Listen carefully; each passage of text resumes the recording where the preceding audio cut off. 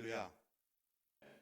주님 안에서 여러분과 이렇게 함께 예배를 드리고 또 말씀을 또 은혜를 나눌 수 있는 기회를 주신 하나님께 감사를 드리며 또 저의 은사이시며 형님이시며 선배이신 우리 김판호 목사님께 정말 감사를 드립니다. 사실 김판호 목사님이 여기 계셨기 때문에 제가 여기를 찾아올 수 있는 거고 목사님 뵈러 왔는데 이렇게 말씀의 단상까지 내주시고 너무나 감사드립니다. 제가 고등학교 졸업하고 재수를 했습니다. 갈 곳 몰라 방황하는 어린 심령을 성가대로 꼬셔갖고 저를 무려 6년 동안 성가대에서 참 은혜로 봉사를 하게 되고 성가대 생활을 하면서 찬양 가운데 계시는 하나님, 살아계시는 하나님을 이렇게 알게 되었어요. 그래서 또 그때 이제 신학교를 다니던 형님을 모습을 보면서 아, 저렇게 사는 인생도 있구나. 하나님 앞에 저렇게 사는 삶도 있구나라는 것을 그때 알게 됐습니다. 그래서 저도 대학 들어가서 이제 대학 생활을 하면서 나름대로 굉장히 이성주의자였어요. 저는 눈으로 봐야만 믿는 사람이었습니다. 교회만 오면 믿음 외치는데 굉장히 괴로웠어요. 그런데 이제 대학 생활 다니면서 성경 공부를 하게 됐습니다. 그때 정말 열정적으로 그 가르침은 제 귀에 잘 안 들어오지만 그냥 이렇게 막 성경 공부, 성경을 알아야겠다는 그런 막연한 그 믿음이 막 생겨나기 시작했을 때 저에게 성경 공부로 인도해 주신 분이 또 우리 김판호 목사님이셨어요. 그래서 저에게 참 음으로 양으로 굉장한 영향을 많이 미치셨던 분이시고 선배가 되셨어도 사실 어려울 때마다 한 서너 번 찾아가서 많은 것을 이렇게 나누고 큰 도움은 안 주시더라고요. 네. 이렇게 마음이 괴로울 때 누구를 찾아가서 말을 나눌 수 있고 마음을 보여줄 수 있다는 게 얼마나 큰 복인 줄 아십니까? 여러분 마음 가운데, 여러분 삶 가운데 그런 분이 계시나요? 그런 분이 계시다면 굉장히 복된 분이십니다.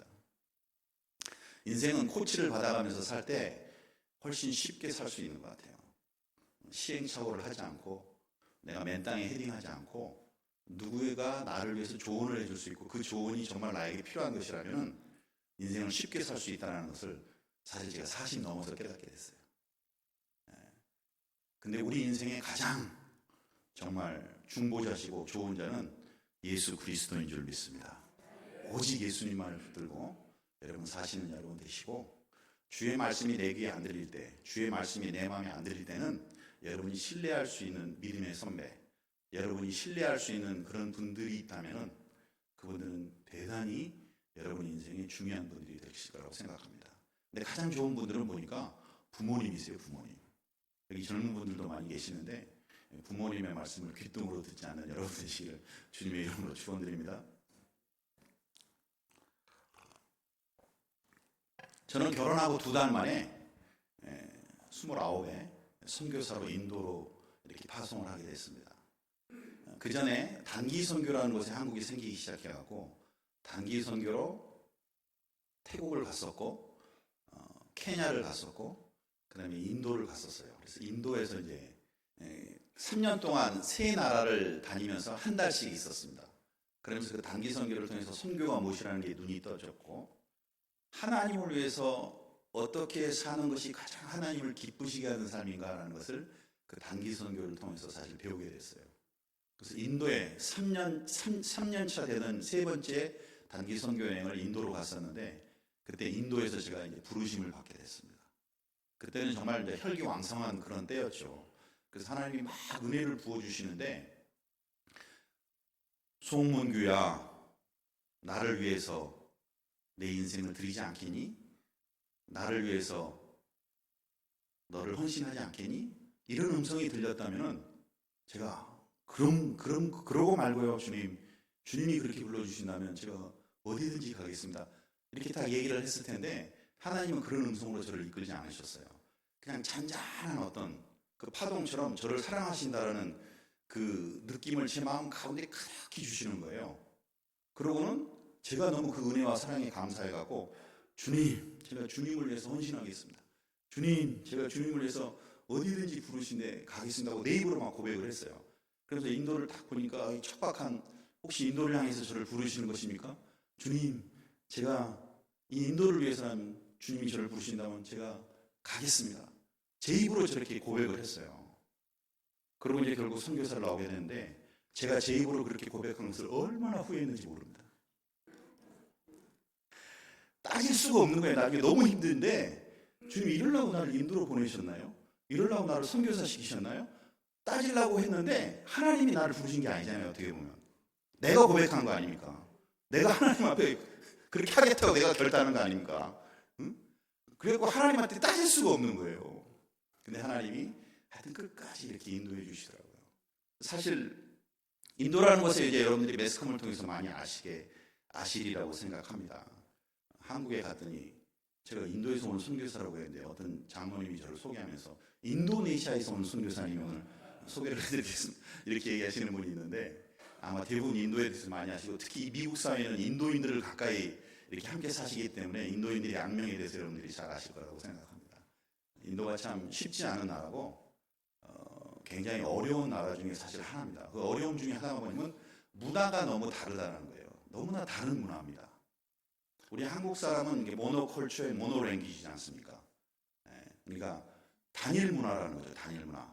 서울에서든 부산에서든 거의 사실 다 통하잖아요. 된장국, 김치찌개, 뭐 돼지국밥 다 통하지 않습니까?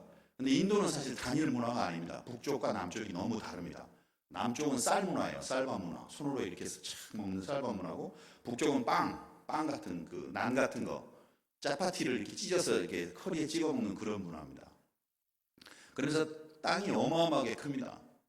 기차로 한 이틀 북쪽에서 남쪽까지 가려면 기차로 이틀이나 한 3일 걸리는 그런 굉장히 큰 나라고 그 모노랭귀지도 아닙니다. 멀티랭귀지입니다. 이쪽 주와 저쪽 주의 그 주마다 이 랭귀지가 달라요. 언어가 다릅니다. 실제로 주의 경계선을 딱 넘어서 차를 타고 그 경계 포스트를 지나가면요. 갑자기 간판이 싹 바뀌어요. 간판이 바뀌면서 언어가 달라집니다. 사실 인도라는 나라가 한 나라가 절대가 아닙니다. 한 민족이 아닙니다. 근데 영국이 제국시대 때 거의 200년을 지배하면서 이걸 한 나라화 시켰어요. 그리고 그 넓은 나라 땅을 식민지로 삼아서 엄청나게 수탈을 했죠. 지금도 인도에 깔려있는 철도의 60%가 그 영국 제국시대 때 세워졌던 그 철도입니다. 그래서 그 넓은 땅 곳곳에 영국이 철도를 깔아서 인도를 철저히 수탈을 했어요. 그 철도망을 지금도 이 인도 사람들이 쓰고 있어요. 근데 이 영국 사람들은 상당히 젠틀하게 이 인도를 지배하면서 수탈을 했죠. 언어도 인정해주고 왕도 인정해주고 문화도 인정해주고 영어 교육도 시켜주고 일본과는 우리를 지배했던 일본과는 완전히 다르게 했죠. 그러면서 뽑아먹을 것은 다 뽑아먹었던 사람들이 이제 영국 사람이었는데 그 문화도 다르고 인종도 다르고 날씨가 굉장히 다릅니다. 새벽 예배도 잠깐 말씀드렸지만 대한민국 또 이 미국도 나름대로 이 사시사철이 아주 분명하지 않습니까? 철마다 그 먹을 것이 풍부하고 못 살고 못 먹던 시절에는 추운 겨울은 추운 대로 더운 여름은 여름대로 사실 우리의 삶을 힘들게 했던 그런 것들이지만 잘 먹고 잘 사는 지금은 이제 그것이 다 오히려 즐거움이지 않습니까? 놀이가 되고 겨울은 스키 타러 다니면 되고 여름은 수영장 가면 되고 근데 못 먹던 시절에는 그렇게 못 되지 않습니까? 근데 인도는 그런 그 사계절이 그렇게 뚜렷하지 않습니다. 근데 인도는 나름대로 계절이 있는데 뚜렷한 3계절이 있어요.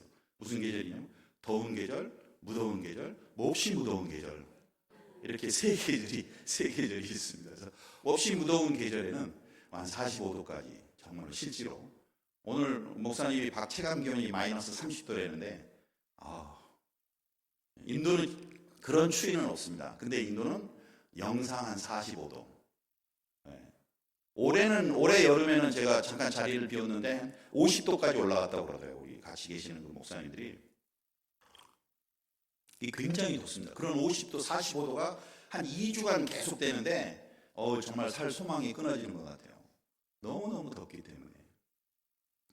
그런 그 척박한 곳인데다가 이 물 부족 국가입니다. 물이 그렇게 풍부하지 않습니다. 인도에서는 한국처럼 물 쓰듯 물을 쓰면 큰일 납니다.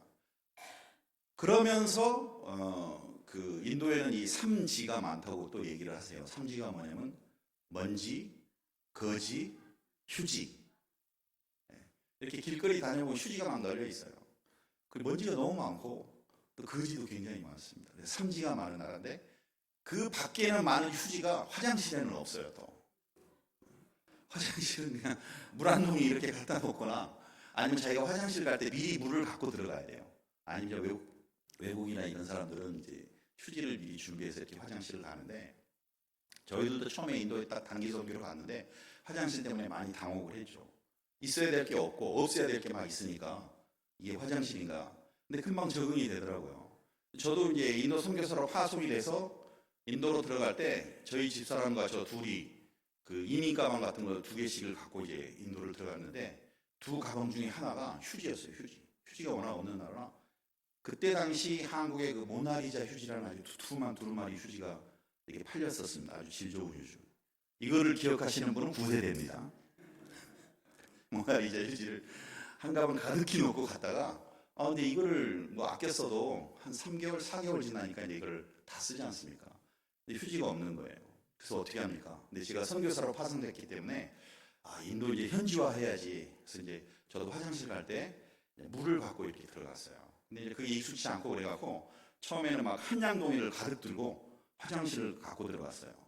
그래서 이제 그걸로 이제 뒤를 다 처리하고 손도 씻고 그렇게 나왔지만 영 찝찝하죠, 사실. 휴지 없이 화장실을 건다는 게 상상하기도 싫지 않습니까? 근데 휴지가 없으니까 어떡합니까? 그렇다고 밖에 굴러다니는 더러운 휴지를 쓸 수는 없고. 물로 해결을 하기 시작했는데, 하나님이 사람에게 주신 것 중에 이 적응력이라는 게 있습니다. 적응력. 이게 적응이 돼가는 거죠. 계속 매일. 그래서 동작도 세련되어지면서 불필요한 동작이 줄어들면서 물도 세이빙이 되면서 한 바켓씩 가져갔던 물이 매일 아침 반 바켓으로 줄고, 바켓도 이제 갖고 다니는 게 귀찮으니까 물 페트병으로 이렇게 줄고, 그리고 계속 노하우가 쌓이다 보니까 한 6개월 지나니까요, 나중에 물 반 컵으로도 해결할 수 있는 그런 달인의 경지에까지 이르게 되더라는 것입니다. 이런 노하우가 있어야지 인도 어디를 다녀도 두려움이 없고 걱정이 없다는 것이죠. 그래서 혹시 인도에 가실 계획이 있으신 분들이 이 부분에 관심이 있으시면 예배 끝나고 저를 만나면 제가 그 노하우를 좀 전수해 드리도록 그렇게 하겠습니다. 자, 인도가 그러면서 굉장히 인구가 많습니다. 인도가 지금 한 13억, 거의 중국을 지금 앞지르려고 하죠. 중국은 산하 제한이 성공이 돼서 산하 제한이 되는데, 인도는 지금도 산하 제한 이런 거 없습니다. 국가 행정력이라는 게 그 구석구석까지 절대 미치지 못하고, 인도는 그 여러 종족이 이루어진 한 나라이기 때문에 언어적인 문제도 많고 해서 인도 정부의 공식적인 그 공식 언어만 해도 한 15개 언어가 넘습니다. 그래서 인도 돈을 이렇게 보면요, 뒤에 한 15가지 언어로 이게 100루피, 1000루피라고 이렇게 다 써 있어요. 인도 돈을 자세히 들여다보면. 그런 그 다양함이 있는 그런 인도. 그러면서 이제 그 인구가 너무 많기 때문에 옛날에는 그것이 굉장히 큰 걱정이었으나 이 인구를 어떻게 먹여 살리나. 근데 지금은 오히려 그 인구가 노동 인구가 되어서 인도를 번창시키는 이 밑거름이 됐다는 것입니다. 그래서 풍부한 노동력. 정말 사람은 흔해요, 흔해. 소가 교통사고가 나면 경찰이 와도 사람이 교통사고가 나면 잘 안 옵니다. 사람이 너무 흔해. 그냥 가는 곳마다 사람이에요. 시골 구석 장터에 가면 그냥 파글파글 합니다. 정말 인구가 많다라는 것이죠. 그런데 그 모든 사람들이 또 예수를 믿냐? 예수 안 믿습니다. 전체 기독교 비율이 한 3%에서 5% 정도 인도 보고 있죠. 이게 굉장히 마이너라는 거죠, 마이너. 그래서 사회에 영향력이 없어요, 이 기독교인들이. 그러면서 힌두교인들은 메이저이고 힘이 있기 때문에 굉장히 기독교인들을 핍박을 많이 하고, 지금도 선교 제한 지역입니다. 제가 합법적인 워크 퍼미션을 받고 사역할 수 없는 곳이 인도입니다. 그래서 저는 이제 지금 비즈니스 비자로 이렇게 비즈니스를 하면서 위장을 하면서 이렇게 선교를 하고 있죠. 하나님이 하여튼 그런 것을 경험할 수 있는 그런 기회를 주셨어요. 그리고 그렇게 길을 인도해 주셨습니다. 근데 이 인도가 인구가 13억이 넘는데, 그 13억의 인구 중에 여러분 50% 이상, 60% 이상이 절대 빈민입니다. 절대 빈민. 절대 빈민이 뭐냐면 하루 3끼를 제대로 못 먹는 사람들입니다. 믿어지세요? 지금도 그렇습니다. 지금도 철저하게 캐스트, 계급 따지는 나라가 인도고요. 지금도 철저히 힌두교를 믿는 나라가 인도고요.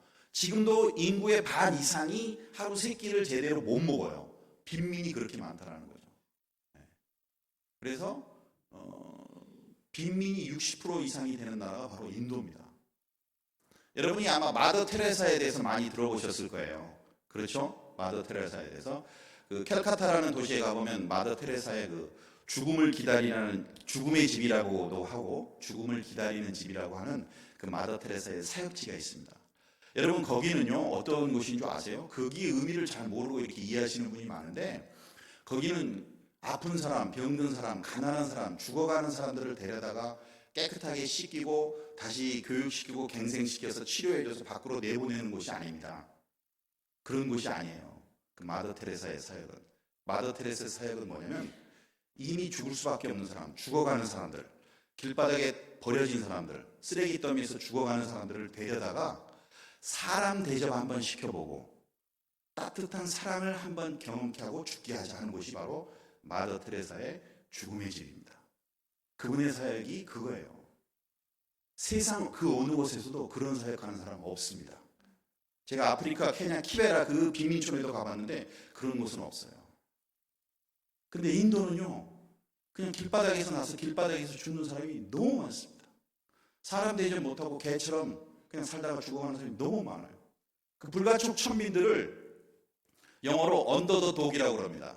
자기들의 위치가 언더 더 독, 개 밑이라는 거예요. 개 다음이 우리다. 이게 불가촉 천민 하리잔들입니다. 그러니 그들의 삶이 뭐겠어요, 여러분들? 이게 마더 테레사가 보니까 너무 기가 막힌 거예요. 아프고 병든 사람을 데려다 좀 고쳐갖고 새롭게 하고 은혜를 입히고 변화시키고 예수 믿게 하면 얼마나 사역 좋습니까? 근데 그 캘카타라는 곳은 그런 사람들은 그냥 살기 좋은 사람이에요. 그거보다 더 비참한 사람, 그냥 죽어가는 사람이 뭐 수두룩하게 널려 있으니까. 그러니까 숨 꼴딱꼴딱 넘어가는 사람들을 데려다가 처음에는 다니면서 그 사람들의 손을 잡고 기도해주고 사랑의 말을 해주고 눈을 감겨주는 사역을 했다는 거예요. 그러다 보니까 이래서는 안 되겠다 해갖고 이제 그런 사람들을 데려와서 씻겨주고 밥 먹여주고 그냥 죽게 편안하게 죽게 그런 사역을 한 것이 바로 그 죽음을 기다리는. 그래서 죽음을 기다리는 집 거기 안에 들어가서 보면요 나무 침대만 쫙 이렇게 있어요. 세멘트 바닥에.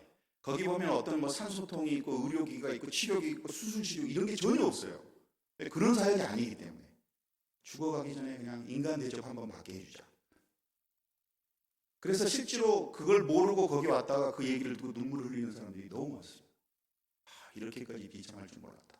근데 어떻게 보면 그게 인도의 현주소라는 겁니다. 근데 2000년도가 들어서면서 인도도 산업화되기 시작하고 도시화되기 시작하면서 많이 변하기 시작합니다. 옛날 인도하고는 이제 조금 달라요. 그러나 여전히 이 힌두와 계급주의 때문에 그렇게 비참하게 사는 사람이 굉장히 많다는 것이죠. 여러분 생각해 보세요. 미국이나 우리나라에 절대 비민이 인구의 반을 넘는다면 어떤 일이 일어났을까요? 특별히 대한민국에 절대 비민, 하루에 세 끼를 못 먹는 사람들이 살고 있다. 어떤 일이 일어났을까요?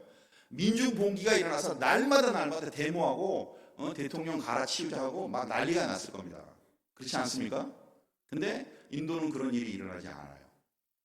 왜 그렇다고 생각하세요?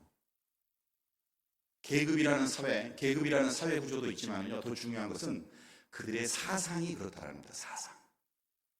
그게 바로 힌두교의 사상입니다. 네가 오늘날 요 모양 요 꼴로 태어난 것은 그 네 팔자야. 너는 그렇게 운명되어졌어. 너는 그렇게 살아야 돼.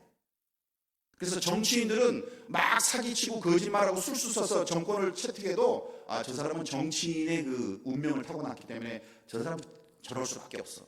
이렇게 믿어버리는 거예요. 그 사상, 그 생각, 그 굉장히 무섭습니다, 여러분들. 우리나라는 안 그런 것 같습니까? 여러분들은 안 그러셔요? 이제 예수 믿고 이제 성경의 사상으로 바뀌셨는 것도 있겠지만은 제가 한국에 몇 년 전에 한번 가갖고 여의도 순복음교회 굉장히 크지 않습니까? 이 부서도 많고 어느 부서를 찾아가서 이제 설교를 하게 됐습니다. 그랬더니 그 부서가 뭐냐면 영광선교회였어요. 영광선교회. 영광선교회가 뭐냐면은 환갑이 넘으신 분들이 모여 있는 선교회입니다. 그러니까 이미 다 은퇴하시고 60이 넘으신 환갑이 넘으신 분들이 모여서 굉장히 여의도 순복음교회 가장 나이가 많으신 분들이 모여서 이렇게 모임하는 그런 선교회였어요. 주님 볼 날이 얼마 머지 않았네. 주님의 영광을 볼 날이 머지 않았네 해서 영광선교회라는 뜻입니다. 근데 그곳에 가서 이제 제가 설교를 부탁을 받았는데 좀 난감하더라고요.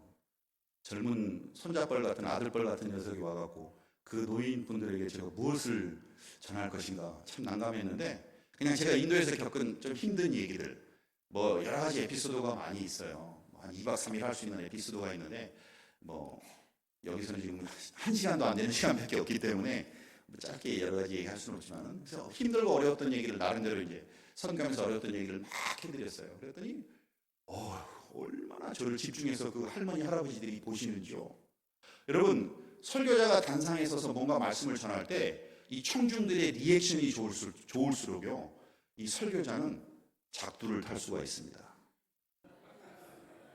아십니까? 제가 뭐라고 말만 하고 간증을 하면요, 막 어머 세상에 하면서 협찬 소리가 막 이쪽에서 왕창 들리고 저쪽에서 막 세상에 소리가 들리고, 이 할머니 할아버지들이 리액션이 얼마나 좋은지 몰라요. 그래갖고 제가 더 흥이 나갖고 막 힘들었던 얘기를 좀 꽃배기로 더해갖고 막 해드렸더니 얼마나 좋아하시는지 모르고, 나중에 막 우레와 같은 박수 속에서 제가 이제 퇴장을 하게 됐는데, 인사를 드리고 이렇게 걸어서 출입문 쪽으로 나가는데 허리가 살짝 굽은 어떤 할머니가 막 저를 쫓아오시더니 제 팔을 딱 잡으시는 거예요. 어쩜 그런 데 가서 이렇게 고생을 했어. 너무너무 고생이 심하구만 하면서 저를 막 격려를 하시면서 한마디 말씀을 탁 날리시는 거예요. 뭐라 그러냐면, 그게 다 팔자가 쉬어서 그런 거야. 제가 인도에 가서 이렇게 고생한 것은 제 팔자가 세서 그렇다는 거예요. 아니, 그 소리를 딱 듣는데 너무 기가 막히는 거예요. 그래서 아니, 할머니, 제가 팔자가 세서 그런 게 아니고 그건 주님이 주신 제 특권입니다. 저의 부르심에 대한, 선교사로서의 부르심에 대한 제 특권이에요. 근데 그 권사님이 제 팔을 딱 잡으시고, 아니요, 그게 다 팔자가 쉬워서 그런 거요. 그러면서 마지막 일침을 하시면서 2번 저를 죽이시는 말씀을 하시면서 팔자가 세다라는 거죠. 그러니까 그분의 생각은, 그분의 인생관은 여전히 불교적이고 유교적인 그 사상에 사로잡혀 있었다는 거죠. 사실 우리가 팔자대로 사는 게 절대 아닙니다. 우리의 인생은 운명이 타고난 게 아니라는 걸 여러분 믿으시죠? 우리는 예수 안에서 자유자고, 우리가 어떤 것을 하느냐에 따라서 우리 인생을 그렇게 펼쳐나갈 수 있다는 것입니다. 우리 손에는요, 선한 것을 할 수 있는 것이 있고 악한 것을 할 수 있는 것이 있습니다. 내가 악한 것을 택할 수도 있고 선한 것을 택할 수도 있는 것은 제 의지에 달려있는 거예요. 이게 정해진 게 아닙니다, 여러분들. 오늘 내가 이렇게 사는 것은 사실 어떻게 보면 내가 걸어온 길이지, 제 운명대로 온 게 아니라는 것이죠. 그래서 우리는 얼마든지 내가 하나님 앞에 주님의 축복을 받고 내 인생이 오늘 이렇게 살다가도 내일은 어떻게 변화될지 모른다는 것입니다. 내가 믿음으로 산다면 믿음의 열매를 맺을 것이고, 육신과 세상적인 삶을 산다면 그런 열매를 맺을 수밖에 없는 그런 존재라는 거예요. 이미 정해진 게 아니라는 겁니다. 그리고 그 정해진 운명에 우리가 사로잡혀 있는 존재도 결코 아니라는 것이죠. 믿으시는 여러분 되시기 바랍니다. 우리가 예수님 붙들고 살면은 얼마든지 누리며 살 수 있다는 것이죠. 하늘의 복, 이 땅에 풍성하고 기름진 것을 누릴 수 있고, 나눠주고 꾸어주고 훈련해볼 수 있는 복의 통로가 될 수 있는 인생이라는 거죠. 그런데 그 할머니는 저를 나름대로 위로하시려고 그게 다 팔자가 세서 그렇다는 거예요. 이게 우리나라 사람들도, 우리 대한민국에 있는 사실 우리 부모님 세대들은 아직도 그런 사상, 운명이라는 것에 사로잡혀 있는 게 상당히 많다는 것이죠. 절대 우리는 운명대로 사는 존재가 아니라는 거죠. 그렇게 사는 인생이 아니라는 것이죠. 여러분, 이게 사상이 굉장히 중요하다는 겁니다. 이 사람의 생각을 바꾸는 것, 누가 사람의 생각을 바꿀 수 있겠어요? 물론 진짜 힘 있는 웅변, 한 권의 책, 어떤 것들이 우리의 운명을 바꿀 수 있고 삶을 바꿀 수 있습니다. 그러나 누가 그 인도 사람들의 그 생각을 바꿀 수가 있겠어요?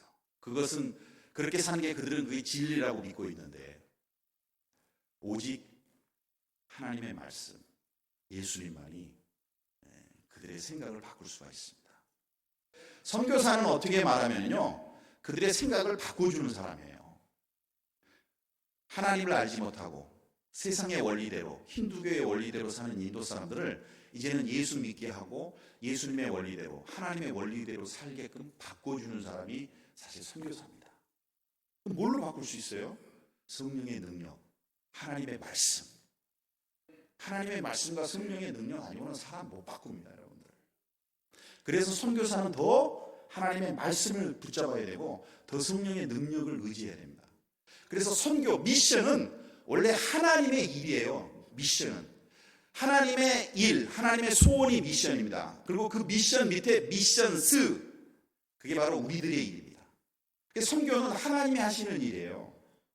그래서 선교지에 있는 선교사들은 더 기도 많이 해야 되고, 더 성령의 음성을 들어야 되고, 하나님의 뜻이 무엇인지 구하면서 순종하며 나가야 됩니다. 내 힘으로, 내 능으로 하면 뭐가 되는 것 같지만요, 나중에는 결국은 아무것도 없어요. 알맹이가 없어요. 겉만 화려한, 포장만 화려한. 그래서 더 성령님을 의지하는 것이 굉장히 중요하다는 것입니다. 하나님이 사람을 바꿀 수 있기 때문에, 하나님이 사람의 생각을 바꿀 수 있기 때문에. 믿으십니까? 그래서 이 인도 사람들의 생각을 바꾸는 것이 굉장히 중요하다는 거예요. 여러분들이 하나님의 말씀을 들으면서 오늘 내가 몰랐던 걸 깨달았구나, 저게 하나님의 뜻이었구나, 저게 하나님이셨구나 라는 것을 깨닫는 것이 바로 여러분의 생각을 바꿔가는 것입니다. 내가 세상에서 자라오면서 경험으로 알았던 것들, 학교에서 배웠던 것들, 그것으로 형성됐던 나의 인생과 나의 이 생각이 하나님의 말씀으로 바뀌어야 돼요. 성경으로 바뀌어야 되는 것입니다. 그래서 교회는 반드시 하나님의 말씀에 대한 선포가 있어야 돼요. 가르침이 있어야 된다는 겁니다. 저도 사실 그래서 주일이기 때문에 하나님의 말씀을 들고 오고, 하나님이 어떤 분이신가, 지난 26년 동안 선교사의 인생을 하나님이 어떻게 인도하셨는가, 그 은혜와 사랑을 사실 나누고자 하는 것뿐입니다. 우리 하나님 정말 좋으신 하나님이셨고, 정말 저에게는 젠틀하신 하나님이셨고, 정말 부족하고 모자란 종을 통해서도 끝까지 인도의 선교를 위해서 기회를 거두어가지 않으셨던 하나님이시라는 것을 사실 자랑하고 증거하기 위해서 제가 이 자리에 쓴 것입니다. 오늘 함께 읽었던 본문 말씀을 보면은 굉장히 그 축복의 말씀입니다. 창세기 35장 1절로부터 보면 하나님이 야곱에게 이르시되 일어나 베델로 올라가서 거기 거주하며 내가 내 형의 에서의 낯을 피하여 도망하던 때에 내게 나타났던 하나님께 거기서 제단을 쌓으라 하신지라. 하나님이 야곱에게 나타나갖고 명령을 주시면서, 말씀을 주시면서 너 거기 주저앉아 있지 말고 일어나, 그리고 전에 네가 나를 만났던 거기 가서 제단을 쌓아라, 이런 말씀을 해주셨어요. 여러분 인생을 살면서 이런 하나님의 음성을 들으신 분 계십니까? 이런 하나님의 명령을 들으신 분 계십니까? 평생에 한번 이런 하나님의 말씀을 들을 수 있었다면 그분은 정말 복받으신 분이에요. 그게 살아계신 하나님을 만난 거지 않습니까? 하나님의 음성을 듣는 것만 해도 그냥 놀라 자빠질 일인데, 내게 어떤 명령을 주시고 사명을 주셨어요. 이러면 그냥 인생의 게임 끝난 겁니다, 여러분들. 그냥 그대로만 살면 천국 문이 시온의 대로가 열리는 거예요. 근데 이 하나님의 음성이 안 들린다는 거예요.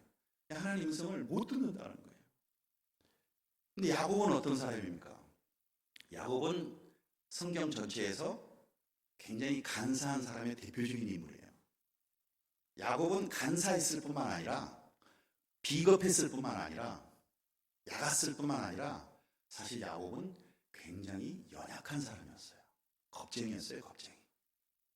그런데도 하나님은 그 야곱을 버리지 아니하시고 끝까지 붙들어 계셨고, 야곱이 주저앉아 있을 때 일으켜 세워주셨고, 또 야곱이 말도 안 되는 억지로 고집을 폈을 때 져주시기도 해주셨고, 그리고 더불어서 엄청난 이름을 주셨잖아요. 무슨 이름을 주셨습니까? 야곱 대신 이스라엘이라는 이름을 주셨다는 거예요. 이스라엘. 어떻게 보면 어쩔 때는 하나님 이해를 할 수가 없어요. 어떻게 이런 인간에게 그런 이름을 주셨는지. 근데 하나님은 그렇게 하실 수 있는 분이시고, 그렇게 하시기를 기뻐하시는 분이셨고, 또 그런 일을 통해서 절대 손해를 보시는 분이 아니고 오히려 2배, 3배 놀라운 결실을 맺는 놀라운 분이라는 것을 우리가 알게 된다는 것입니다. 야곱이 이렇게 축복을 받았으면 저와 여러분은 얼마나 더 많은 축복을 받아야겠습니까? 안 믿으십니까? 더 큰 축복을 받을 수 있다는 거예요. 사실 어떻게 보면 여기 앉아 계신 분 중에 야곱보다 더 간사한 분이 계실지 모르겠어요. 여기 앉아 계신 분들 중에서, 성도님들 중에서 야곱보다 더 연약한 분이 계시리라 생각합니다. 근데 하나님은 오히려 그런 분들을 통해서 하나님의 역사를 이루어가셔요.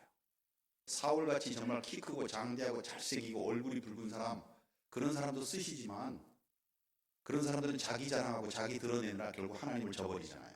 근데 연약하고 부족하고 자기 혼자 똑똑한 척하면서 뒤통수 맞는 그런 사람들을 오히려 하나님은 회개하고 돌아오면 쓰신다는 거죠.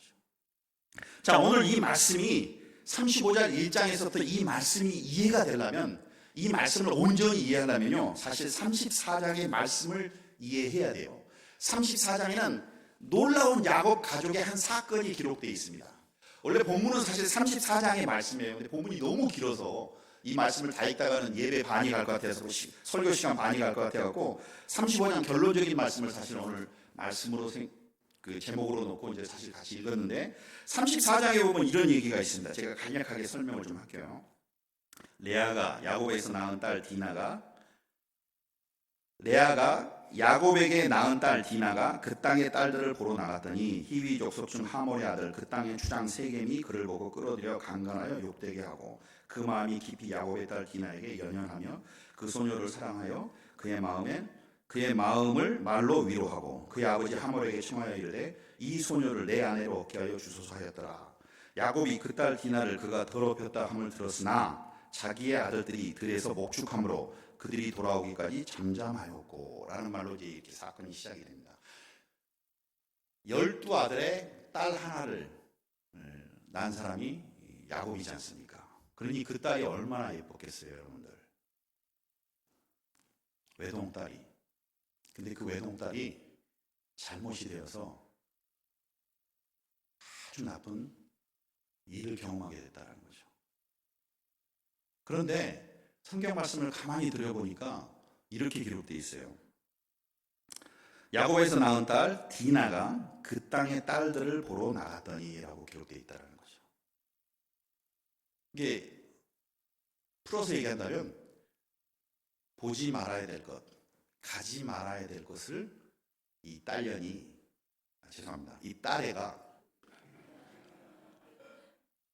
보러 간 거라는 거예요. 그러니까 이 딸은 신실하지 못하다는 겁니다. 신실함이 있었는데 아직 어리다라는 거죠. 그렇게도 이해해 볼 수 있는 거죠.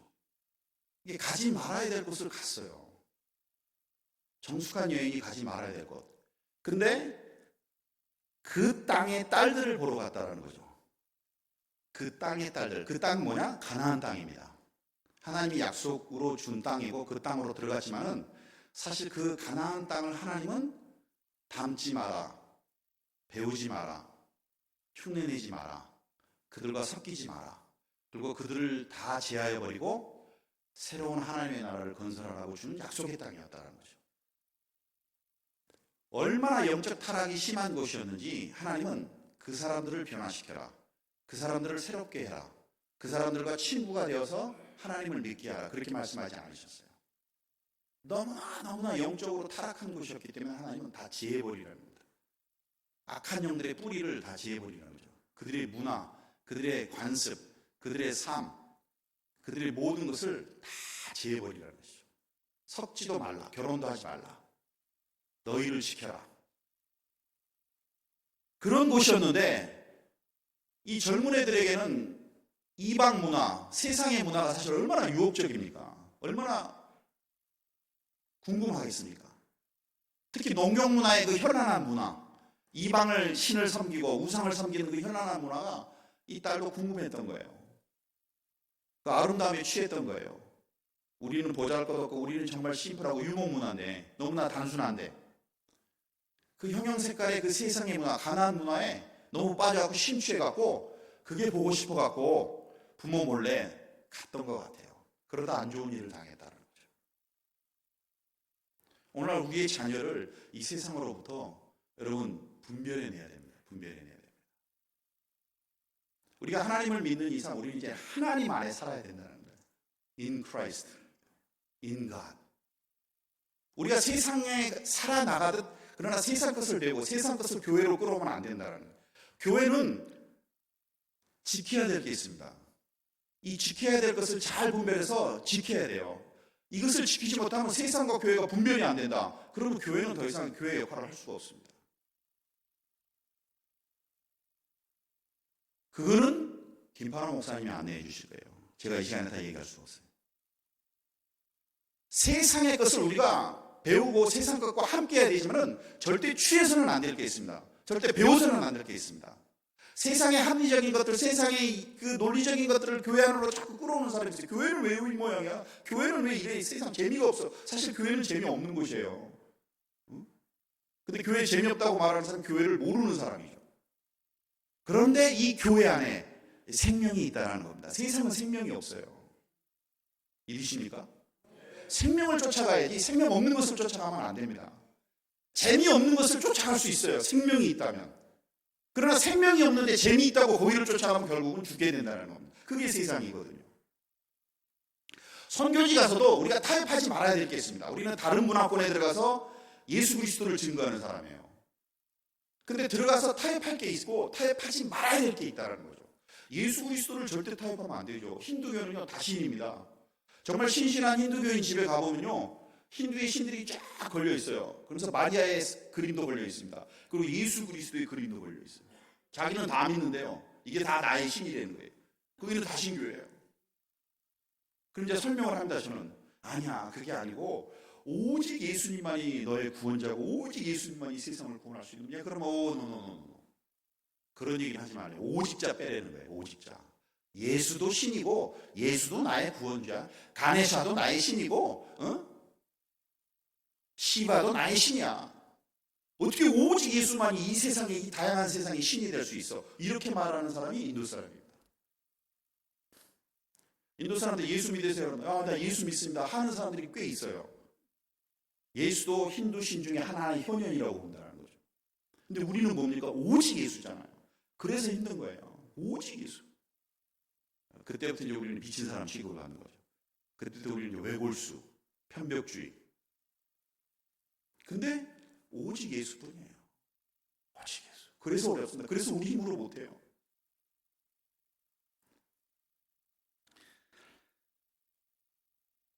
이 디나가 가지 말아야 될 것을 가갖고 이제 변을 당한다는 것이죠. 그래갖고 이 이방 그 땅의 추장 세겜이 그를 보고 끌어들여서 나쁜 짓을 하고 욕되게 하고 그 마음에 깊이 소녀를 사랑하게 되었습니다. 그러나 야곱으로서는 용납할 수 없는 일이죠. 이거는 가문의 수치고 신앙의 변절이고 있을 수가 없는 거죠. 근데 야곱은 힘이 없었어요. 이미 늙었습니다. 성경은 뭐라고 표현되어 야곱이 그 딸 디나를 그가 더럽혔다 함을 들었으나 자기의 아들들이 들에서 목축함으로 이 12아들이 다 나가서 지금 집에 아무도 없는 거예요. 힘쓸 장정이 없는 거예요. 자기의 장기말이 없는 거예요. 이 노인네가 뭘 할 수 있겠어요? 속으로는 울분을 사귀면서 아들이 올 때까지 참자, 자식들이 올 때까지 참자, 내 힘들이 돌아올 때까지 참아야지. 근데 마음이 얼마나 괴로웠겠습니까? 사랑하는 외동딸이 그렇게 안 좋은 일을 겪었는데, 안 좋은 일을 겪었을 뿐만 아니라 신앙적으로도 위협을 받을 수 있는, 지금 이 어떻게 보면 절대절명의 위기라는 것이죠. 그러면서 세겜의 아버지 하몰은 야곱에게 이제 말하러 갑니다. 딜을 하러 갑니다. 일이 이렇게 됐으니까 우리 결혼시키자. 그래서 비록 이방 사람들이고 나도 당신에게 이방 사람이냐, 우리 함께 어울려 살자. 이거 좋지 않냐? 좋은 게 좋은 거 아니야? 이 땅 풍족하고 이 땅 넓으니까 당신이 자리를 정해라. 우리가 땅도 주고 당신의 영역도 인정하고 서로 협력하면서 사돈 맺어가면서 잘 살자. 이게 얼마나 합리적인 얘기입니까? 얼마나 생산적인 얘기입니까? 그러나 하나님의 관점에서, 우리 신앙의 관점에서 말도 안 되는 얘기죠. 이런 것을 타협하면 안 된다는 겁니다. 하나님의 관점에서, 말씀의 관점에서 볼 때 이것은 영적인 유혹이라는 거죠. 영적인 유혹. 야곱의 아들들은 들에서 이를 듣고 돌아와서 그들 모두가 근심하고 심히 노하였으나 이는 세겜이 야곱의 딸을 강간하여 이스라엘에게 부끄러운 일, 곧 행하지 못할 일을 행했다라는 것입니다. 나름대로 이 아들들이 돌아와서 보니까 이건 말이 안 되는 얘기라는 거죠. 이런 식으로 일방적으로 하는 건 사실 자기 자존심도 용납이 안 되고 하나님을 나름대로 믿는 입장에서 볼 때 이건 말이 안 되는 얘기입니다. 그래서 이제 아들들이 발끈을 했습니다. 하몰이 그들에게 이르되 내 아들 세겜이 마음으로 너희 딸을 연연하여 하니 원하는 대로 그를 세겜에게 주어 아내로 삼게 하라. 너희가 우리와 통혼하여 너희 딸을 우리에게 주며 우리 딸을 너희가 데려가고 너희가 우리와 함께 거주하되 땅에 너희 앞이 있으니 여기서 머물며 매매하며 여기서 기업을 얻으라 하고 세겜도 디나의 아버지와 그의 남자 형제들에게 이르되 나로 너희에게 은혜를 입게 하라. 너희가 내게 말하는 것은 내가 다 주리라. 이 소녀만 내게 주어 아내가 되게 하라. 아무리 큰 혼수와 예물을 청할지라도 너희가 말한 대로 내게 주리라. 너무너무나 좋은 조건이죠. 재벌집 아들을 만나갖고 지금 이런 좋은 딜을 하고 있는 거죠. 좋은 것을 지금 제안을 받고 있는 거죠. 그런데 야곱의 아들들이 그들에게 말하되 우리는 그리하지 못하겠노라. 할례 받지 아니한 사람에게 우리 누이를 줄 수 없느니 이는 우리의 수치가 됨이니라 하고 그 아들들이 이렇게 발끈하고 나왔어요. 근데 디나가 누구의 딸이냐면 야곱과 라헬의 딸입니다. 첫 번째 와이프였던. 근데 첫 번째 와이프가 낳은 아들이 6 아들이 있어요. 그 6 아들이 가만히 보니까 자기의 친동생이거든요. 친혈육이죠. 배다른 자식이 아니죠. 배다른 형제가 아니죠. 너무너무 괘씸한 거예요. 그래서 이거 이대로 놔둘 수는 없다. 그래갖고 야곱의 아들들이 그들에게 말하되 우리는 그리하지 못하겠노라. 그러면서 이제 하나의 머리를 짜냅니다. 무슨 머리를 짜내냐면 할례 받지 아니한 사람에게 우리 누이를 줄 수 없느니 이는 우리의 수치가 됨이니라 라고 사실 자기 마음에도 없는 소리. 어떻게 보면 지금 야곱의 아들들은 라헬에게서 난 이 자식들은 다른 6 형제와 이 디나 7 형제입니다. 이들은 진짜 친남매예요. 너무 기분이 안 좋은 거예요. 너무 마음이 상한 거예요. 어떻게 내 여동생을 저렇게 할 수 있어? 저것들을 어떻게 박살을 내? 그러면서 이제 꾀를 낸 겁니다. 너희들이 그럼 좋다. 그럼 우리의 풍습에 맞게 너희들이 할례를 해라. 할례를 해야지 우리는 우리의 일가 친척으로 받아줄 수 있다. 그렇게 제안을 합니다. 그러니까 그것을 이제 이 이방 사람들이 받아들입니다. 그들의 말을 하몰과 그의 아들 세겜이 좋게 여기므로 이 소년이 그 일을 행하기를 지체하지 아니하였으니 이는 그가 야곱의 딸을 사랑함이며 그는 그의 아버지 집에서 가장 존귀한 자였더라. 그 디나를 욕보였던 나쁜 놈이 그 족속의 추장의 아들이었다라는 거죠. 영향력이 있다라는 거예요. 그럼 좋다. 우리는 온 족속이 다 할례를 받겠다. 그래서 너와 우리가 같은 민족, 같은 사람이라는 것을 우리가 증명하겠다. 그래서 이제 할례를 받습니다. 그래서 우리 중에 모든 남자가 그들이 할례를 받은 같이 할례를 받아야 그 사람들이 우리와 함께 거주하여 한 민족이 되기를 허락할 것이라. 그러면 그들의 가축과 재산과 그들의 모든 짐승이 우리의 소유가 되지 않겠느냐. 다만 그들의 말대로 하자. 그러면 그들이 우리와 함께 거주하리라. 근데 이 사람들을 받아들이면서 그 사람들은 야곱의 자녀들과 야곱 사람들은 목축을 하는 사람이기 때문에 굉장히 많은 소와 양과 염소가 있었다는 거죠. 그래서 우리가 그들이 요구하는 대로 그들의 풍습대로 할례를 받아서 저들을 우리 민족으로 받아들이자, 우리 가족으로 받아들이자. 그럼 저들의 재산도 우리 것이 되지 않겠느냐. 이런 그 계산 속이 또 있었다는 거예요. 이게 간악한 사람이죠. 세상 사람들은 사실 다 이렇지 않습니까, 여러분들? 정말 순수한 사랑, 그것뿐만 아니라 그걸 생각해보니까 거기에 부수적으로 따라온 게 너무 많다라는 거예요. 좋아, 그럼 하자. 그래갖고 성문으로 출입하는 모든 자가 하몰과 그의 아들 세겜의 말을 듣고 성문으로 출입하는 그 모든 남자가 할례를 받았다는 거예요. 그 족속이 다 할례를 받았습니다. 하루아침에. 그럼 할례를 받으면 사실 남자들은 한 이틀 3일을 못 움직입니다. 사실 남자만 아실 거예요. 움직일 수가 없어요. 아파서. 그러니까 아무 일을 못한다라는 거죠. 자, 그렇게 됐을 때 이 3일에 아직 그들이 아파할 때 야곱의 2 아들 디나의 오라비 시므온과 레이가 각기 칼을 가지고 와서 몰래 그 성읍을 기습하여 그 모든 남자를 죽이고 이 2명의 람보가 가서 한 성읍의 족속을 다 쓸어버렸다는 겁니다. 아파서 누워있는 남자들 칼로 베는 거 물로 완전히 쉬운 죽 먹기죠. 그래서 그 사람들을 다 칼로 하몰과 그의 아들 세겜을 죽이고 디나를 세겜의 집에서 데려오고, 이제 이렇게 성경은 기록되어 있는데 이걸 가만히 들여다보면 재미있는 일이 있습니다. 야곱의 12 자녀들 중에서도 생각이 나뉘었다라는 거죠. 정신을 차리고 보면은 사실 유목민족 12 아들이 데리고 있는 식솔들이 많아봤자 얼마나 되겠어요? 몇십 명? 몇백 명? 100명? 200명? 200명도 채 안 됐을 거라고 저는 생각해요. 근데 한 성읍의 족속은 그래도 아마 1000 단위는 되지 않았겠는가. 남자들만 해도 한 7, 800명이 넘지 않았을까. 이런 사람을 상대로 뭔가 복수전을 펼치기에는 자기들이 너무나 수도 좋고 연약하다는 걸 알기 때문에 성경에는 기록되어 있지 않지만은 아니다. 시므온 형 무리한 소리 하지 마라. 그러다 우리 다 박살나. 그 사람들 우리가 어떻게 그냥 디나 시집 보내. 뭔 소리 하고 있어? 내 지금 동생이 안 좋은 일을 당했는데 우리가 굽히고 들어가자고? 저 이방 민족과 함께 살자고? 난 그렇게 못해. 사실 이 아들 중에서도 의견이 나누어져 있었어요. 그래 실제로 시므온이나 디나의 친오라비들이 냈던 계획이 이제 맞아 떨어지니까 가서 아파서 누워있는 그들을 다 죽이니까 여기 성경에 이렇게 기록되어 있습니다. 27절에 야곱의 여러 아들이 그 시체에 있는 성읍으로 가서 노력하였으니, 가만히 꼴을 두고 보니까 시므온 형 생각대로 다 되고 있거든요. 그 성을 지금 박살내고 있는 거예요. 그 계획이 맞았네? 그 모략이 먹혔네? 야야, 그럼 우리 이렇게 앉아있을 수 없어. 우리도 빨리 가자 해갖고 불타고 사람이 죽어있는 그 성읍에 가갖고 거기 있는 물건을 지금 막 노략질하고 있었다라는 거죠. 야곱은 집안도 사실 잘 다스리지 못하는 사람이었어요. 늘 자기 안위만 생각했던 사람입니다.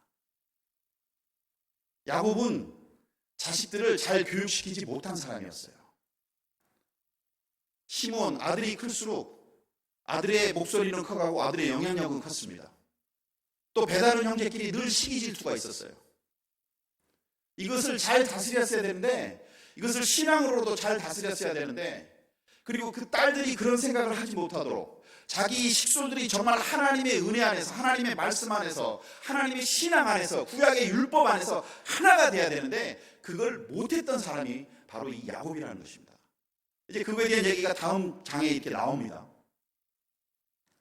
사실 우리가 하나님 믿고 산다 그러면서 정말 내 가정을 하나님의 말씀에 기반해서 정말 잘 다스리는 분들이 다스리는 때가 있죠. 또 그러지 못할 때도 있고, 늘 못한다 말할 수는 없겠죠. 근데 우리 힘이 너무나 연약하지 않습니까, 여러분? 내 승질대로, 내 생각대로, 내 뜻대로 하려면은 막 억지가 발동이 돼야 됩니다. 그러면 집사람이 반발을 일으키기 시작합니다. 막내딸이 반발을 일으키기 시작합니다. 여러분, 사람의 인생을 살다 보면요, 진짜 늘 평탄하지 않습니다. 저는 지금 큰딸, 둘째 딸이 이제 출가를 했고, 큰딸은 이제 한국에서 직장을 다니고, 저는 인도에서 우리 집사람과 막내딸과 같이 사는데, 저희 집사람이 지금 나이가 갱년기예요. 갱년기 여자와 산다는 것 새로운 도전입니다. 경험이 있으시잖아요. 근데 지금 12살 된 제 딸이요, 중1인데 얘가 이제 사춘기예요. 갱년기 여자와 사춘기 딸과 함께 산다는 남자를 이해하실 수 있습니까, 여러분? 막내한테 야, 이거 좀 해봐. 아빠가 해, 아빠가. 아니, 한 2년 전까지만 해도 얘들아 이거 좀 해라 그럼 네, 내 소리를 들을 수 있는데 요즘은요, 뭐라고 명령만 하면 아빠가 해. 이 사춘기 한 번 경험한, 물론 3번 경험했는데요 저는. 근데 사춘기는 그래도 자식이니까, 이 갱년기는 정말 힘들더라고요. 더 이상 얘기하지 않겠습니다. 제가 신상이 안 좋기 때문에 그냥 빨리 하루속히 지나가기를 주님께 기도하고 있습니다. 인생이 이렇지 않습니까, 여러분들? 내 뜻대로 안 된다는 거예요. 하나님께 철저히 의지하고 나를 죽이지 않으면은 집안이 박살나더라고. 내가 죽으면 죽을수록 집안이 평안해져요. 근데 내가 쓰면 쓸수록 집안이 흔들리더라고. 이 사람이 삶이라는 게 그렇지 않습니까, 여러분들? 근데 야곱도 그랬다라는 거예요. 야곱도 자식 다스리지 못했습니다. 철저히 시기 질투 반복했습니다. 왜? 배다른 형제니까. 나중에 보면 이런 얘기가 나오잖아요. 35장 22절에 보면 이스라엘이 이 모든 사건이 다 끝나고 하나님의 축복을 받고 그의 이름이 이스라엘로 바뀐 다음에 성경이 요 말을 하나 싹 집어넣습니다. 35장 22절에 보면은 이스라엘이 그 땅에 거주할 때 르우벤, 장자인 르우벤이 가서 그 아버지의 첫 비라와 동침함에 이스라엘이 이를 들었더라. 이런 얘기가 살짝 나옵니다. 하나님의 축복을 다시 받은 야곱에게도 여전히 인간적인 고뇌와 어려움이 따라오더라는 겁니다. 이 아들놈들이 말을 안 듣더라는 거예요. 이제 지 머리 컸다고 아버지의 권위에 도전하고 아버지를 욕되게 하는 일까지 하더라는 겁니다. 우리 인생이 이렇다라는 거죠, 여러분들.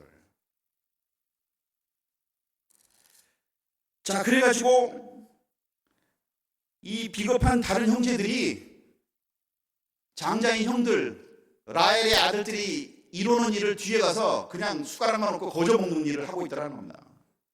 사실 그것을 보는 다른 형제들이나 야곱이 얼마나 속이 상하겠어요. 근데 성경은 거기에 대한 언급이 없습니다. 그들이 양과 소와 나귀와 그 성읍에 있는 것들에 들에 있는 것들과 그들의 모든 재물을 빼앗으며 그들의 자녀와 그들의 아내들을 사로잡고 집 속의 물건을 다 노략한지라. 야곱이 시므온과 레이에게 이르되, 이제 막 이런 사건은 터져났어요. 이제 일은 벌려놨습니다. 난리가 났습니다. 한 족속을 다 멸해버렸으니 그 족속과 연관되어 있는 다른 그런 친척들이나 이런 사람들이 야곱 입장에서 보면 어떤 일이 일어나겠어요. 그리고 야곱이 이걸 나중에 보면 아버지하고 상의 없이 이 아들들이 일을 저지른 거예요. 이건 지금 야곱의 절대절명의 위기라는 겁니다. 아예 집안이 박살나게 돼 있어요. 박살나게 생겼습니다. 그리고 야곱이 화가 나갖고 시몬과 레이에게 이르되, 너희가 내게 화를 끼쳐 나로 하여금 이 땅의 주민 곧 가나안 족속과 브리스 족속에게 악취를 내게 하였도다. 나는 수가 적은즉 그러면 그들이 모여 나를 치고 나를 죽이리니 그러면 나와 네 집이 멸망하리라. 너네 지금 무슨 짓을 한 줄 알아? 너네 지금 무슨 일을 저지른 줄 알아? 어떻게 이런 일을 했어? 이제 우리 집안 망하게 생겼다. 니들이 벌연 일로 저 주변에 알고 있는 다른 족속이 알면 우리를 가만두겠느냐? 이유 있는 말이죠. 논리적인 말이죠. 합리적인 얘기죠. 현실을 잘 아는 아버지의 얘기죠. 그런데 그 아들 시몬이 이런 얘기를 합니다. 그들이 이르되, 형제들이 모두 한 입으로 얘기했군요. 그들이 이르되, 그가 우리 누이를 창녀같이 대우함이 옳으니까? 아니, 아버지 무슨 헛소리를 하고 계세요. 내 여동생이 이렇게 대우를 받았는데 아버지 그게 맞다는 것입니까? 여러분, 이거는요, 그 아들들이 사실 야곱의 뺨을 때린 것과 같다는 것입니다. 그때 당시, 그때 풍습 속에 이렇게 아버지에게, 족장에게 덤볐다는 것은 아버지의 뺨을 때린 것과 같다는 거예요. 무슨 헛소리 앞서 이 늙은이가 내 동생이 이렇게 취급한 게 그럼 당연하다는 것입니까? 그 젊은 혈기에 아버지에게 대든 거죠. 자, 이런 소리를 들은 야곱의 마음이 여러분 어땠을까요?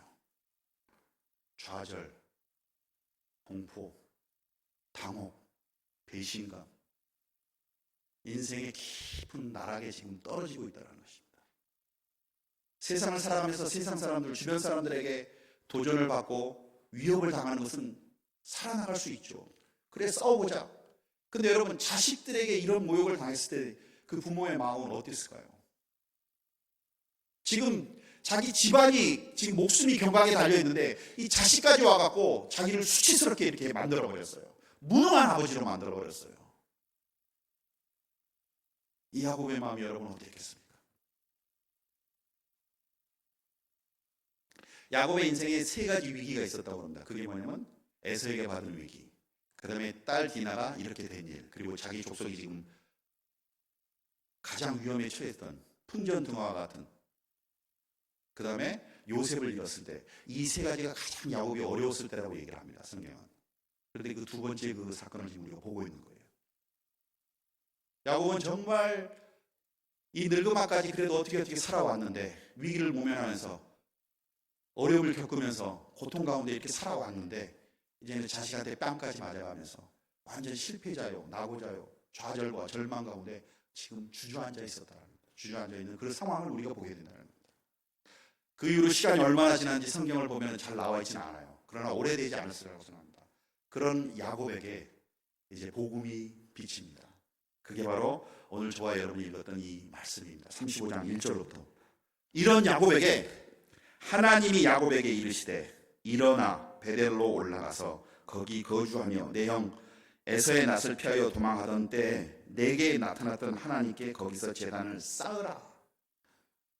네가 그 전에 나를 기억하고 예배드렸던 곳으로 다시 가라라고 하나님이 야곱에게 나타났습니다. 엎어져 있는 야곱에게, 좌절과 절망과 낙심과 수치심 속에 얼굴을 들지 못하는 야곱에게 하나님이 나타나셨어요. 그래서 하나님이 하신 말씀이 뭡니까? 이르시되 일어나라는 겁니다. 왜 주저앉아 있어?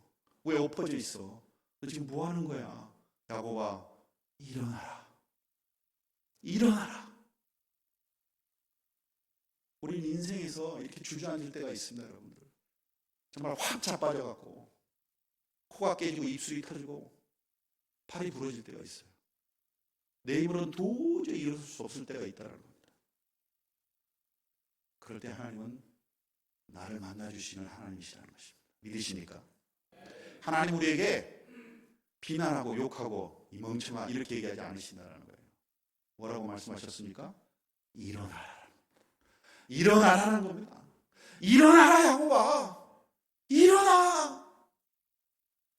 너는 일어설 수 있어. 또 일어서야 되고. 그게 우리 하나님이시라는 거예요.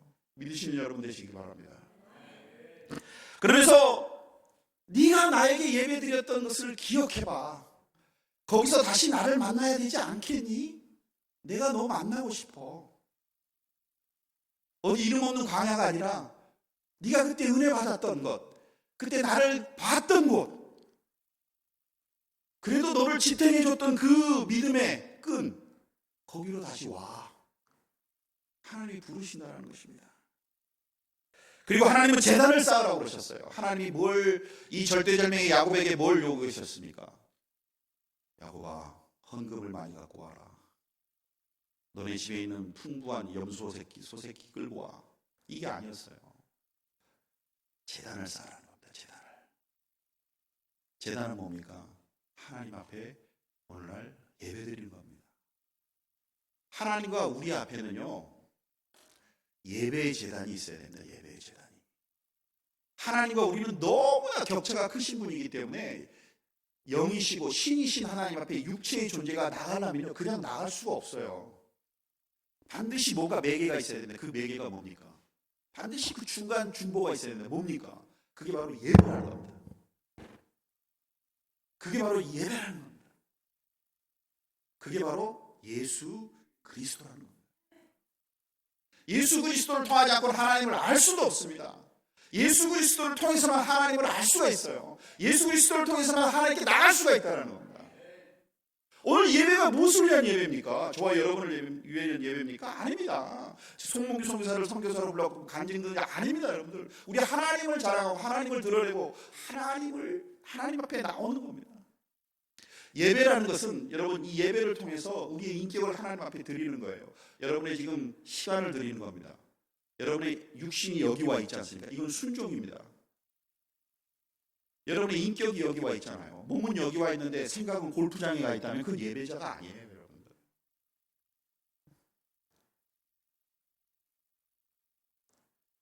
이 예배라는 거룩한 의식을 통해서 우리가 하나님 앞에 서 있는 겁니다. 예수 그리스도라는 유일한 중보자를 통해서 우리가 그 보이지도 않고 손으로 만질 수도 없고 알 수도 없는 신비 그 자체이신 하나님을 알 수 있는 겁니다. 오직 예수님만을 통해서. 그래서 예수 믿는 것이 하나님 믿는 거예요. 그래서 예수 이름을 부르고 예수 이름을 찬양하고 기도하는 게 예배를 드리는 겁니다. 믿으십니까? 내게로 오라는 겁니다. 내게로. 야곱에게. 그래서 하나님이 이렇게 말씀하십니다. 제단을 쌓아라. 예배를 쌓아라. 예배로 내게 나와라. 이제 야곱이 알았습니다. 야곱이 깨달았습니다. 그리고 집으로 갔습니다. 야곱. 그리고 뭐라고 말합니까? 2절에 야곱이 이에 자기 집안 사람과 자기와 함께한 모든 자들에게 이르되 너희 중에 있는 이방 신사들을 버리고 자신을 정결하게 하고 너희들의 의복을 바꾸어 입으라. 이 말을 통해서 야곱이 지금 그 가나안 땅에서 그 땅에서 무슨 짓을 하고 살았는지를 우리가 볼 수 있는 거예요. 그들은 하나님 믿는다 하면서 율법을 쫓는다 하면서도 하나님을 예배한다 하면서도 실제로 그들은 우상을 섬겼던 사람입니다. 우상을 그들 마음에 품고 있었던 사람들이에요. 이방 가나안 사람들이 입는 그들의 옷을 즐겨 입었던 사람들입니다. 이스라엘 백성으로서, 하나님의 백성으로서 율법에 따라 옷을 입은 게 아니라 패션에 따라서, 세상 사람들이 좋아하는 유행에 따라서 내가 보기 좋은, 내 개성에 맞고 내 성격에 맞고 내 디자인에 맞는 그런 옷을 입었던 사람들이에요. 하나님의 말씀대로 살지 않았다라는 것입니다. 철저히 세상을 의지해서 살았다라는 것입니다. 그래서 야곱이 말합니다. 그런 사람들에게, 그런 족속에게, 그런 친척에게, 그런 자식들에게 이방 신상을 버리고 너희 마음속에 무엇이 있느냐? 이 가나안 족속들의 그런 우상을 섬기고 있느냐? 세상의 어떤 그런 것을 지금 품고 있느냐? 세상의 비전, 세상의 꿈 버려라. 하나님께로 가자. 하나님의 것을. 그리고 자신을 정결하게 하고 너희의 의복을 바꿔 입으라는 거죠. 더 이상 이방인들이 입는 옷. 그때 당시들의 거의 문화의 근간은요, 이 우상 숭배였습니다. 인본주의적인 패션도 있었겠지만 우상들이 기뻐하는, 그들의 바알과 그들의 아세라들이 기뻐하는 그런 옷을 입었다라는 거죠. 제사장 패션 아마 이런 식으로. 그것을 다 벗어버리라는 것입니다. 그리고 우리가 일어나 베델로 가자. 하나님의 집으로. 베델이 말 그대로 하나님의 집이잖아요. 야곱이 하나님의 처음 만나서 거기서 관제를 붓고 돌단을 쌓아서 하나님을 예배했던 곳. 하나님의 집으로 가자.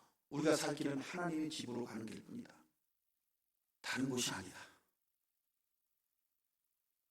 내 환난 날에 내게 응답하시며 내가 가는 길에서 나와 함께 하신 하나님께 내가 거기서 제단을 쌓으려 하노라 하며, 이제 그 아버지의 절규를 듣고 아버지의 그 신앙의 회복을 듣고 자식들이 변화를 일으킵니다. 어떻게 변화합니까? 4절에 이렇게 나와 있습니다. 35장 4절에 그들이 자기 손에 있는 모든 이방 신상들과 자기 귀에 있는 귀고리들을 야곱에게 주는지라.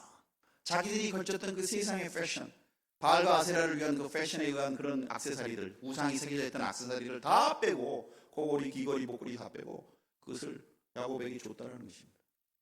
그러니까 야곱은 어떻게 했습니까? 그것을 챙겨 자기 주머니에 넣더라가 아니라 자기 귀에 있는 귀고리들과 모든 것들을 이방 신상들과 야곱에게 주는지라. 야곱이 그것들을 세겜 근처 상수리 나무 아래 묻었다라고 나와 있어요. 상수리 나무. 하나님의 성전은 절대 상수리 나무를 쓰지 않습니다. 여러분, 상수리 나무가 어떤 나무입니까? 아주 단단한 나무입니다. 아주 좋은 나무입니다, 사실. 근데 상수리 나무는 무슨 나무입니까? 세상을 말합니다. 하나님의 성전에는 절대 상수리 나무를 쓰지 않습니다. 하나님의 성전은 뭘 씁니까? 무르지만 향기롭고 잡티가 없는 백향목을 쓴다는 거예요. 사실 백향목보다 상수리 나무가 훨씬 튼튼해요. 훨씬 수명이 오래갑니다. 근데도 상수리 나무는 세상을 말해요. 강력한 세상. 그 세상 나무 아래 자기들의 세상 것들을 다 묻었다라는 거예요. 다 묻었습니다. 때로는 우리가 하나님 앞에 나설 때 내가 하나님 앞에 불경한 것들, 아직 하나님 앞에 이것이 온전치 못하고 내 뜻대로 내 생각대로 이 세상 가운데 영향받았던 것을 아직도 갖고 하나님 앞에 올 때가 있다는 거죠. 그것을 한 번씩 점검해 봐야 됩니다. 그것을 빼야 됩니다, 여러분들. 그것을 벗어야 됩니다. 정결과 거룩과 하나님이 기뻐하시는 곳으로 바꿔야 된다는 거죠. 내 기준에 의해서 이거 하나님이 기뻐하실 거야 가 아니라 하나님이 뭘 기뻐하실까? 하나님이 뭘 원하실까? 내가 하나님 앞에 온전한 것이 무엇일까를 생각하면서 그거를 가지고 가야 된다는 거죠. 하나님 앞에. 내가 보기에 좋은 게 아니라 하나님 보시기에 좋은 것. 먼저는 심령이죠. 심령. 심령이 맑으면, 심령이 깨끗해지면 외모가 변화됩니다, 여러분들. 외모가 지저분하면, 외모가 격에 맞지 않으면, 그런 면에서 저는 정말 죄송합니다. 이 단상에 청바지를 입고 썼습니다. 근데 우리 목사님이 괜찮다고 그래서 책임은 다 목사님에게 있습니다. 주일날 정결한 옷을 입는 거 굉장히 중요하죠. 왜? 그게 바로 내 마음의 상태를 보여주기 때문에. 가끔 저도 나성에 있을 때 청년들이 미국은 얼마나 실용적입니까? 얼마나 합리적입니까? 스레바에 반바지를 신고 오는 놈들이 있어요. 그건 아닙니다, 여러분들. 굉장히 합리적이죠. 더운데 하나님 앞에 뭐가, 외모가 중요합니까? 마음이 중요하죠, 목사님. 맞는 소리 같지만 아니라는 겁니다. 너 백악관에 초대받았을 때 비록 트럼프래지만 너 스레바에 반바지 신고 갈 수 있어? 네, 묻습니다. 그건 아니죠. 그래, 그건 아니지. 그러면 그런 트럼프 미국 대통령보다 더 하신 하나님 앞에 나오는데 너 무슨 반바지에 스레바야? 그건 또 그건가요? 청바지 입고 옵니다. 스레바는 여전히 스레바를 신고 옵니다. 그래도 바지를 입었잖아요. 변화가 됐잖아요. 잘했다. 다음 주는 운동화라도 신고 와라. 하나님 앞에 이런 자세가 필요하다는 거죠. 하나님 앞에. 그리고 그들이 떠났으나 하나님이 그 사면 고울들로 크게 두려워하게 하셨으므로 야곱의 아들들을 추격하는 자가 없었더라는 것입니다. 야곱이 가장 두려워했던 게 뭡니까? 자기 목숨이 위해되는 것, 자기 체면이 깎이는 것, 자기가 패망하는 것, 가장 두려워했는데 하나님이 그걸 지켜주셨어요.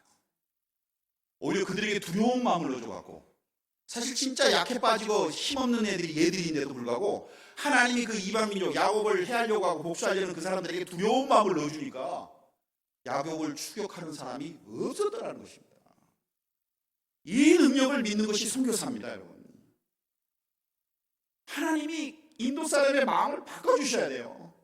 하나님이 하셔야지 선교가 못합니다. 내가 아무리 달변으로 얘기하더라도. 실제로 인도 사람도 너무 답답해서 한번 안 되는 영어를 해가면서 논쟁을 한 적이 있어요. 그랬더니 다 듣고 나서 한 얘기가 그냥 말발이 비리니까 오늘 내가 컨디션이 안 좋아서 내가 말을 잘 못했는데 우리 다음에 만나 또 얘기하자, 이런 얘기를 합니다. 하나님이 바꿔주셔야 됩니다. 하나님이 그 마음을 싹 바꿔주시면 얘기 끝나는 겁니다. 하나님이 하셔야 된다는 겁니다. 오늘 여러분의 마음도 사실 변덕이 일어나는 여러분의 마음을 누가 바꿀 수 있어요?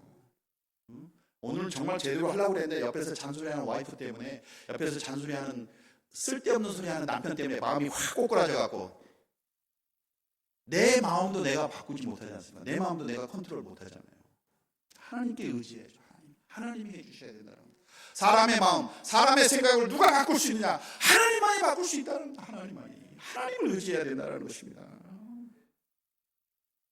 그래서 야곱이 그와 함께한 모든 사람이 가나안 땅 루스 곧 베델에 이르고 그가 거기서 제단을 쌓고 그것을 엘 베델이라 불렀으니 이는 그의 형의 낯을 피할 때에 하나님이 거기서 그에게 나타나셨음이더라. 그렇게 얘기를 하고 있습니다. 결국 하나님은 야곱에게 다시 제단을 쌓고 나를 예배하라 라는 말씀하셨습니다. 우리는 결국은 하나님 앞에 예배하는 자가 되어야 된다는 것입니다. 베델이라는 것이 무엇입니까? 우리는 베델로 가야 됩니다. 한나의 위대함은 그 고통 가운데 세상 사람 의지하지 않냐고, 세상 능력을 의지하지 않냐고 하나님 성전에 가서 엎어졌다는 겁니다.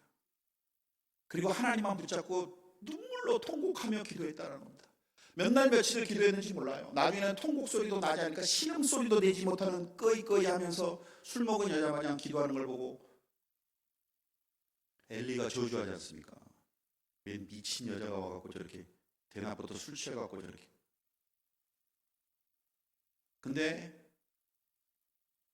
그 지치고 힘들고 그 어려운 가운데도 하나님만을 바라보고 하나님 전에 와서 하나님께 기도했던 한나가 결국은 아들을 얻은 것처럼, 하나님을 만난 것처럼, 여러분의 인생의 고통과 좌절과 염려, 걱정, 근심, 낭만과 실패 가운데 주저앉아 있을 때 여러분 하나님께로 오시라는 겁니다. 하나님의 교회로 오시라는 겁니다. 하나님의 성전으로 오시라는 겁니다. 하나님께로 오시라는 겁니다. 얼마나 아름답습니까? 정말 너무 부럽습니다. 인도에 이런 교회 하나만 세워졌으면 좋겠어요. 우리 목사님 너무 부럽습니다. 교회만 아름다운 분들이 아니라 하나님을 찾는 여러분들이 더 아름다운 분이십니다. 이 아름다운 성전에 여러분 기쁨으로 가득 차서 이 성전을 향해 오시고, 이 성전을 통해서 하나님의 역사를 이루시고, 이 성전에 하나님의 영광이 가득 차서 하나님께 받은 것을 나눠주고 부어주고 흘려내버려주는 여러분이 되시기를 주님의 이름으로 축원드립니다. 주님의 이름으로 축원드립니다. 기도하겠습니다. 아버지 하나님 감사합니다.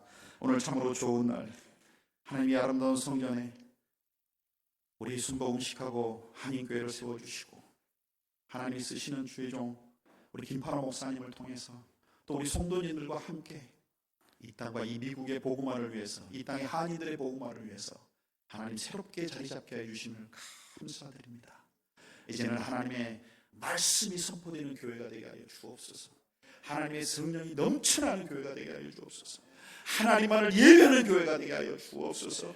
하나님 이곳에 있는 사람들이 이 베델로, 이 하나님의 성전으로 구름대같이 몰리는 역사가 있는 교회가 되게 하여 주옵소서. 하나님 그 영광과 그 기쁨을 나눠주고 구워주고 훈련해버릴 수 있는 우리 순복음식하고 한인교회가 될 수 있도록 우리 목사님에게 복의 복을 다하시고 칠갑절을 더하여 주옵시고, 우리 장로님들과 우리 집사님들 성도님들에게 복의 복을 더하여 주옵시고, 성령의 전신갑주와 성령의 능력으로 하늘의 복을 넘치게 허락하여 주시옵소서. 감사드리며 축복하며 우리의 구주이신 예수님의 이름으로 기도드리옵나이다.